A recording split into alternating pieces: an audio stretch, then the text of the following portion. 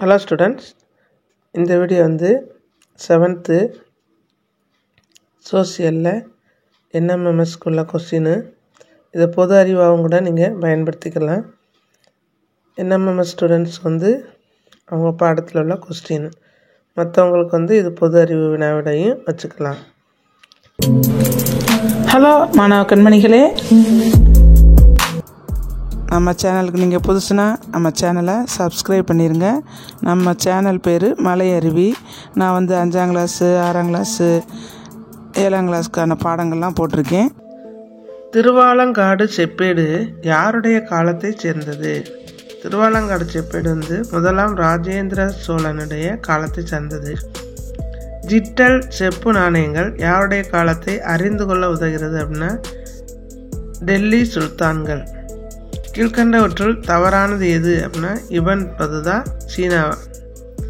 தேவாரம் என்ற நூலை தொகுத்தவர் யார் அப்படின்னா நம்பி ஆண்டார் நம்பி. கஜுராஹோ எந்த மாநிலத்தில் உள்ளதுன்னா மத்திய பிரதேசத்தில் இருக்குது. 1ஆம் தரையும் போர் நடந்த ஆண்டு கிபி 1191. ஆஜ்மீர் நகரை தோற்றுவித்தவர் யார் அப்படின்னா சிம்மராஜ். சரியான பொருத்தம் எது? இதில் வந்து அனைத்தும் சரியானது. டெல்லியின் முதல் சுல்தான் என தன்னை பிரகடனப்படுத்தி கொண்டவர் யார் அப்படின்னா குத்புதீன் ஐபக். அதிஷா கீழ்கண்ட எந்த மதத்தின் துறவி அப்படின்னா பௌத்த மதம். கங்கை கொண்டான் என தன்னை பிரகடனப்படுத்தி கொண்டவர் யார் அப்படின்னா 1ஆம் ராஜேந்திரன். சோழர்கள் காலத்தில் காணிக்கடன் என அழைக்கப்பட்ட வரி நிலவரி.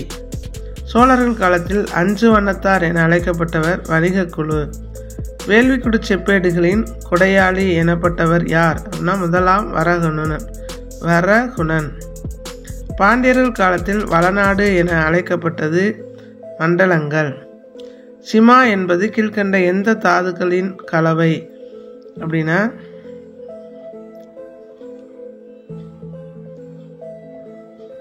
சிலிக்கா மற்றும் மெக்னீசியம். சிமா அப்படின்னா சி மா அப்படின்னு ஞாபகம் வச்சுக்கோங்க. Silica மாக்கும் magnesium. கால்டரா எனப்படுவது எது அப்படின்னா வட்ட எரிமலை வாய். எது செயல்படும் எரிமலை அல்ல அப்படின்னா பிஜியாமா. மத்திய தரைக்கடலின் கலங்கரை விளக்கம் என அழைக்கப்படுவது ஸ்டாம்போலி. பொருந்தாதது எது அப்படின்னா சிரகோட்டா. மலைச்சரிவில் பனி அரிப்பால் உருவாவது சோக்குகள். விக்டோரியா நீர்வீழ்ச்சி எந்த நாடுகளிடையே அமைந்துள்ளது அப்படின்னா ஜாம்பியா மற்றும் ஜிம்பாப்வே.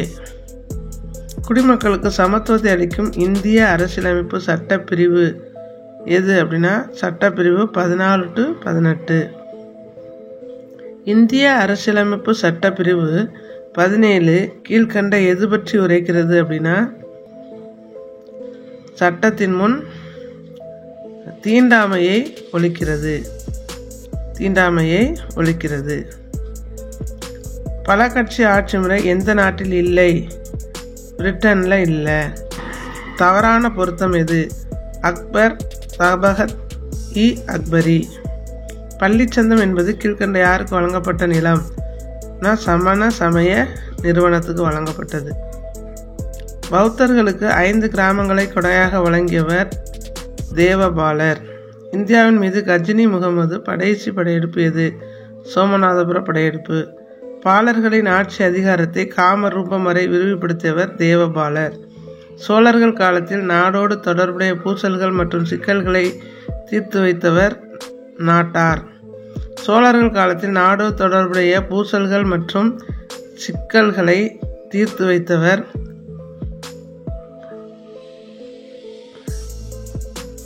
நாட்டார்.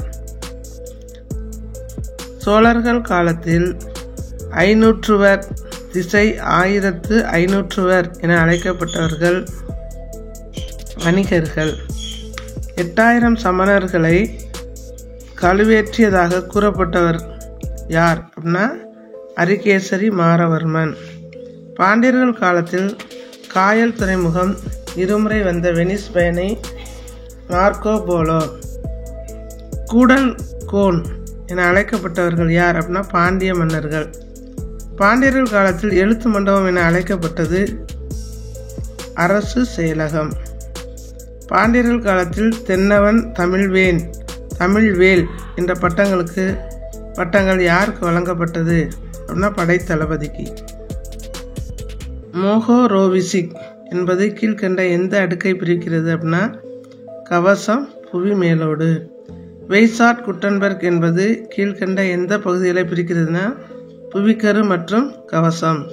சீஸ்மோகிராஃப் என்பது புவி அதிர்வு அலைகளை பதிவு செய்ய உதவும் கருவி. அடுக்கு எரிமலை எனப்படுவது பல்சிட்ட கூம்பு எரிமலை. நெருப்பு வலயம் எனப்படுவது பசிபிக் பெருங்கடல் பகுதி. தவறான பொருத்தம் எது? Myanmar, Kilimanjaro. ஏஞ்சல் நீர்வீழ்ச்சி உள்ள இடம் வெனிசுலா.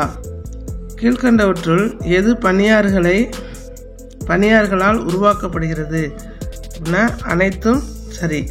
அதாவது சரக், டான், அரட்டு, மொரைன் எல்லாமே உருவாகுது. காரி சரக் எந்த நாட்டில் அமைந்துள்ளதுன்னா ஸ்காட்லாந்து. தனிக்குன்று என்பது கீழ்கண்ட இவற்றால் உருவாகிறது? காற்றால் உருவாகிறது. எந்த ஆண்டு பெண்களுக்கு தேர்தலில் வாக்குரிமை அளிக்கப்பட்டது? 1952. ஓகே குட்டீஸ், இந்த வீடியோவை திரும்ப நீங்கள் கேட்டு பயனடையுமாறு வாழ்த்தி அடுத்த வீடியோவில் சந்திப்போம். ஓகே, நன்றி.